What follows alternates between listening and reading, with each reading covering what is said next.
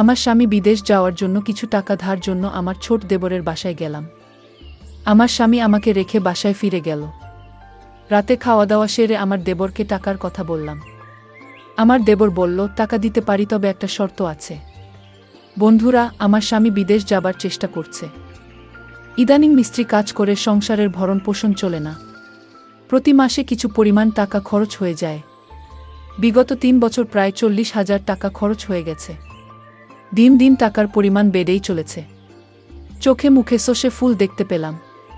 গ্রামের একজন প্রবাসী ভিসা দেওয়ার অফার দেয়। আমার স্বামী বিদেশ যাওয়ার ইচ্ছে জাগল। ভিসা বাবদ 3,20,000 টাকা মতো লাগবে, কিন্তু হাতে টাকাগুলি বলতে মোটেও নেই। উপায় তো না দেখে আমার ভাসুর অমিতের মাধ্যমে ব্যাংক হতে বিভিন্ন মানুষের নামে 50,000 টাকা ম্যানেজ করা হলো। বাকি টাকার কোনো ব্যবস্থা কিভাবে করি, পথ পাচ্ছিলাম না। একদিন আমরা বসে আলোচনা করলাম যে শহরে আমার স্বামীর 2 জন মামা ভাই থাকে। তাদের বাসায় গেলে কোনো সাহায্য পাওয়া যায় কিনা দেখা যেতে পারে। যেই ভাবা সেই কাজ। আমরা দিনক্ষণ ঠিক করে প্রথমে আমার দেবরের বাসায় গিয়ে উঠলাম। দেবর অবিবাহিত, সরকারি ভালো চাকরি করে, ভালো মাইনে পায়, তাছাড়া ভালো আউট ইনকাম তার। সেজন্য কোনো অভাব নেই বললে চলে। সামনে বিয়ে করার প্ল্যান আছে বিধায় বিরাট আকারের একটি বাসা নিয়ে থাকে। আমরা বিকেলে দেবরের বাসায় গিয়ে পৌঁছালাম। আমাদেরকে দেখে সে আশ্চর্য হয়ে গেল। সে বলল, আপনারা কোথায় হতে এলেন? কিভাবে এলেন? কি উদ্দেশ্যে এলেন? একসাথে অনেক প্রশ্ন করে আমাদেরকে বাসায় অভ্যর্থনা জানাল। আমরা বাসায় ঢুকলাম, হাত মুখ ধুয়ে ফ্রেশ হলাম। দেবর বাড়ির সবার কথা জানতে চাইল। তাদের ও আমাদের বাড়ির সবার কথা তাকে জানালাম। আমরা যাওয়ার কিছুক্ষণের মধ্যে কাজের বুয়ার সাথে আমাদের সকলের জন্য রাতের খাবার তৈরির তাকে আদেশ দিয়ে দিল। আমাদের উদ্দেশ্যের কথা এখনই বললাম না, রাতে খাওয়া দাওয়া সেরে বলবো, প্ল্যান আছে। সন্দেশের সামান্য পরে আমার স্বামী বলল, আমি একটু আমার আরেক ভাইয়ের বাসা থেকে ঘুরে আসি, তারপর রাতে একসাথে খাওয়া দাওয়া করে কথা বলবো। দেবর বলল, রাতে ঠিক চলে আসবেন তো ভাইজা? আমার স্বামী বলল, হ্যাঁ। তখন দেবর বলল, তাহলে জানা শোনেন, যদি রাতে আপনি না আসেন, আমি কিন্তু ভাবিকে আস্ত রাখব না বলে দিলাম। এই বলাতে আমরা 3 জনেই অট্টহাসিতে ভেঙে পড়লাম। আমার স্বামী চলে গেল। আমি আমার শিশু বাচ্চাকে খাওয়ালাম এবং তাকে ঘুম পাড়িয়ে দিলাম। আমরা দেবর ভাবি সোফায় বসে টিভি দেখছিলাম আর রাজ্যের নানা কথাতেই মশগুল হয়ে গেলাম। কথার ফাঁকে আমাদের উদ্দেশ্যের কথা বললাম। তোমার ভাই বিদেশ যেতে চায়, কিন্তু টাকার খুব অভাব। মোটামুটি টাকা জোগাড় করেছি, আরও 1 লাখ টাকা দরকার। তুমি দিতে পারবে ভাই? আমি কথাটা উপস্থাপন করলাম। দেবর বলল, এত টাকা আমি একসাথে এখনো দেখিনি বলে দুষ্টুমির ছলে সোফায় কাত হয়ে পড়ে গেল। অভিনয় করার দরকার নাই বলে আমি তাকে টেনে তুললাম। এরপর আমরা রাতের খাবার খেয়ে নিলাম। আমার স্বামী সেদিন রাতে বাসায় আসলো না। তার জন্য অপেক্ষা করে রাতে আমরা শুয়ে রইলাম। নতুন জায়গায় তেমন ভালো ঘুম হলো না। সকালে স্বাভাবিকভাবে নাস্তা সেরে নিলাম। আমার স্বামী আসলো, তাকে নাস্তা দিলাম। আমরা চলে যাবার প্ল্যান করলাম। তার আগে আবার একবার দেবরকে টাকার কথা বললাম। দেবর বলল, টাকা জোগাড় করতে আমার সপ্তাহখানিক সময় লাগবে। কখন লাগবে তোমাদের টাকা? আমি বললাম, আগামী 10 দিনের মধ্যে হলে আমাদের চলবে। আমার স্বামীর দিকে লক্ষ্য করে বলল, তাহলে আগামী সোমবার তুমি আবার এসো, আমি কিছু টাকা দিতে পারবো। বাকি টাকা তুমি অন্য কোথাও সংগ্রহ করতে পারো কিনা দেখ। আমার স্বামী কি যেন চিন্তা করল। তারপর বলল, তাহলে আমি তোর ভাবিকে রেখে যাই। তুই যত তাড়াতাড়ি পারিস টাকা জোগাড় হলে তোর ভাবিকে পাঠিয়ে দিস, কেমন? আমি আপত্তি করলাম। আমার স্বামী আড়ালে নিয়ে আমাকে বলল, যদি আমরা কেউ সামনে না থাকি, তাহলে সে যদি টাকার কথা ভুলে যায়। আর তুমি এখানে থাকলে এমন কিছু ঘটবে না। তুমি এখানে থাকো, টাকা যে কোনো উপায় আমাদের পেতে হবে। আমি বাড়ি গিয়ে বাকি টাকা জোগাড় করতে হবে। আর তুমি বুঝিয়ে সুঝিয়ে বেশি টাকা নিতে পারবে কিনা দেখবে। আমি রয়ে গেলাম। আমার স্বামী চলে গেল। আমার স্বামীকে গাড়িতে তুলে দিয়ে 1 ঘন্টার মধ্যে দেবর ফিরে আসলেও দিনে কোনো প্রকার দুষ্টুমি করেনি।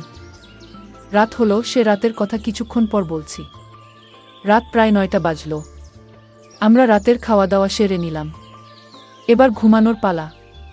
আমি আমার শিশু সন্তানকে পাত্রে দুধ খাওয়ায় ঘুম পাড়িয়ে নিলাম। আমি বিছানায় গিয়ে শুনলাম দেবর টিভি অন করে সোফায় আরাম করে বসল। বসে আমায় ডাকলো, ভাবি সোফায় আসো। আমি কোনো জবাব না দিয়ে বিছানায় শুয়ে রইলাম।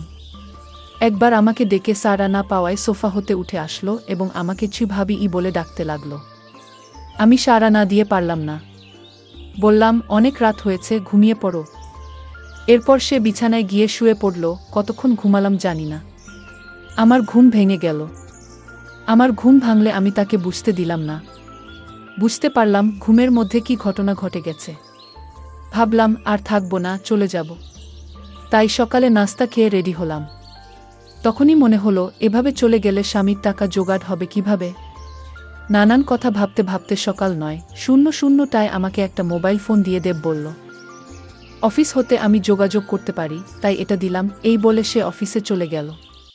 আমি একা তার পথ চেয়ে বসে রইলাম। অফিসে চলে যাওয়ার পর আমি সম্পূর্ণ একা বসে বসে টিভি দেখছিলাম। দরজায় কড়া নাড়ল। দরজার পাশে গিয়ে জিজ্ঞেস করলাম, কে? বাহির হতে জবাব এলো, আমি কাজের বুয়া। খুলে দিলাম দরজা। বুয়া পাক শাক সব শেষ করে আমার কাজ হয়ে গেছে বিদায় নিয়ে চলে গেল। আমি আবার টিভি দেখায় মগ্ন হলাম। বেলা প্রায় ১টা বাজল। আমি স্নান করার জন্য প্রস্তুতি নিলাম। এমন সময় মোবাইল বেজে উঠল। দৌড়ে গিয়ে রিসিভ করলাম। ওপার হতে আমার দেবর বলতে লাগলো, ভাবি, আমি একজন লোকের হাতে ১০,০০০ টাকা পাঠাচ্ছি। লোকটা আমার খুব আপন। আপনি একটু ভালো করে মেহমানদারি করবেন। চা নাস্তা যা চায় তা দেবেন। কোনো কার্পণ্য করবেন না, বুঝলেন? টাকাগুলো আপনার জন্য। আমি ঠিক আছে কি বলে ফোন রেখে দিলাম। আমি আবার টিভি দেখার জন্য সোফায় বসলাম। টিভিতে একটা ইংলিশ সিনেমা চলছে। এমন সময় দরজায় কড়া নাড়ার শব্দ হলো। দরজা খুলে দিলাম। একই দেখছি। সম্পূর্ণ এক নিগ্রো মানুষ, প্রায় ৬ ফুট লম্বা। হাতের আঙ্গুলগুলো যেন আমাদের বাঙালিদের হাতের বাহুর মতো, যেমন লম্বা তেমনি মোটা। লোকটি বাংলায় বলল, আসতে পারি ভাবি? আমি হেসে বললাম, হ্যাঁ আসুন। লোকটি সরাসরি সোফায় গিয়ে বসল। তাড়াতাড়ি চা নাস্তা তৈরি করে তাকে পরিবেশন করলাম। সে ১০,০০০ টাকা আমার হাতে গুজে দিল। আমার খাতিরদারি তার নাকি বেশ ভালো লেগেছে। বিদায়ের সময় আমার কান্না এসে গেল। সে আমাকে বলল, কেঁদো না, যদি সম্ভব হয় আমি আবার একবার আসব। তার চলে যাওয়ার পথে এক দৃষ্টিতে তাকিয়ে রইলাম। ভাবলাম, সে যদি আমাকে সাথে নিয়ে নিত। বিকালবেলায় আমার দেবর অফিস হতে ফিরে এসে লোকটির কথা জানতে চাইল। টাকা দিয়েছে কিনা? বললাম, হ্যাঁ দিয়েছে। আমার দেবর আশ্চর্য হয়ে আবার জানতে চাইল, তাহলে দিয়েছে? আমি বললাম, হ্যাঁ দিয়েছে তো। এতে আশ্চর্য হওয়ার কি আছে? আমার দেবর হেসে উঠে বলল, এমনি এমনি দেওয়ার কথা ছিল না। আমি কোনো কথা না বলে চুপ হয়ে রইলাম। আমার নীরবতা দেখে যা বোঝার বুঝে গেল। আমাকে বলল, ভাবি, দুনিয়াটা বড়ই কঠিন। কেউ কাউকে এমনি এমনি টাকা দিতে চায় না, সবাই বিনিময় চায়। সে আমাকে ধারে টাকা দিয়েছে, যথাসময়ে এগুলো ফেরত দিতে হবে। আমি তোমাদের টাকা প্রযোজনের কথা এবং তোমার উপস্থিতির কথা সব জানিয়েছিলাম। তুমি যদি দাদাকে কিছু না বলো, তাহলে ১ থেকে ২ লাখ টাকা জোগাড় করে দেয়া যাবে। শুধু দাদাকে বলবে সব টাকা আমি দিয়েছি। এতে টাকাও জোগাড় হয়ে যাচ্ছে। তখন ভাই বিদেশ যাওয়া নিশ্চিত হচ্ছে।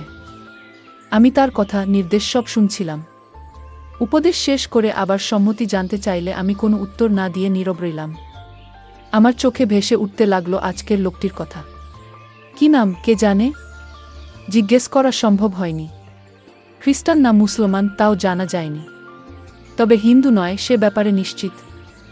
আমার দেবর আমার সম্মতি আবার স্পষ্ট করে জানতে চাইলে বললাম, আমি কি বলবো? তুমি যা ভালো মনে করো তাই করতে পারো।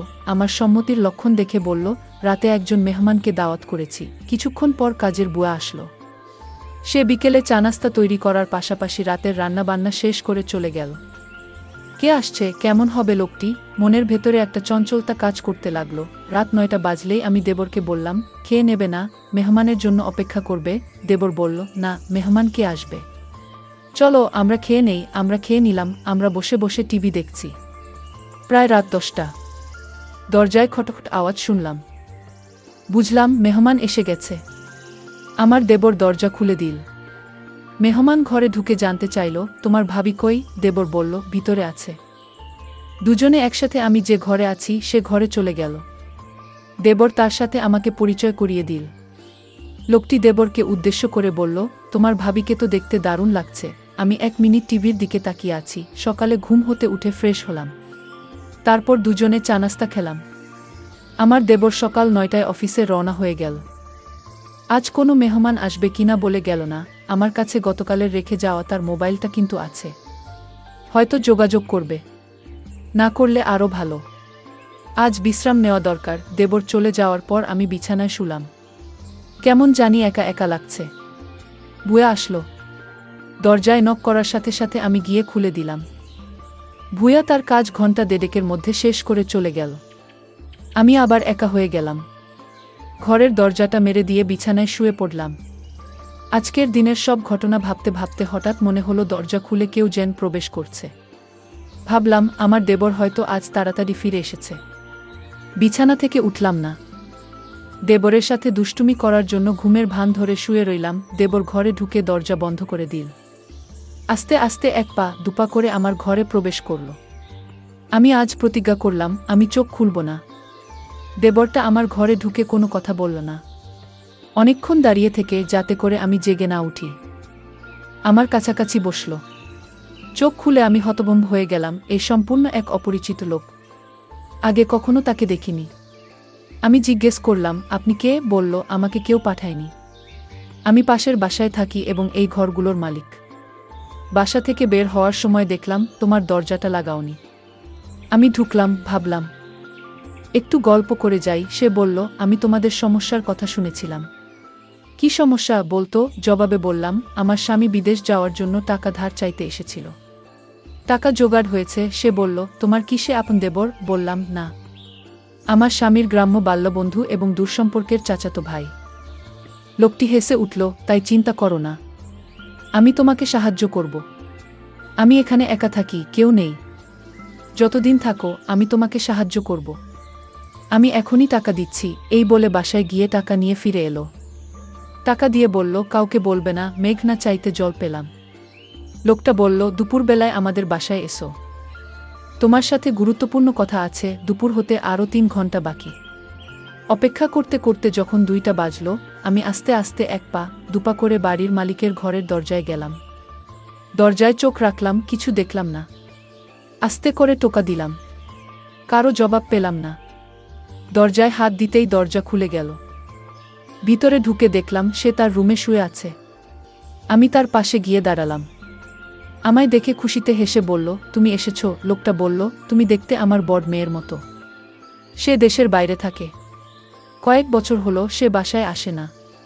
নিজেকে একা একা লাগে। লোকটা বলল তোমার এখানে আর থাকার দরকার নাই। তোমার যত টাকা লাগে সব আমি দিচ্ছি। দুনিয়াতে এখনো অনেক ভালো মানুষ আছে যারা কোনো বিনিময় চায় না। অনেক দিনের জমানো কথাগুলো তার সাথে শেয়ার করে প্রায় ঘন্টা 2-1 পর আমি আমার দেবরের ঘরে ফিরে এলাম। এভাবে আমার টাকা জোগাড় হয়ে গেলে দেবরকে বললাম আমি চলে যেতে চাই। দেবর না বলল না। তারপরের দিন সকালে আমায় বাসে তুলে দিলে আমি বাড়ি চলে এলাম। কয়েকদিন পর আমার স্বামী বিদেশ চলে গেল। বন্ধুরা, আজকে বিদায় নিচ্ছি। গল্প ভালো লাগলে একটা লাইক দিয়ে বন্ধুদের সাথে শেয়ার করে দাও। আর এই চ্যানেলটি নতুন দর্শক হয়ে থাকলে চ্যানেলটি সাবস্ক্রাইব করে নিতে ভুলবে না নতুন নতুন গল্প পেতে।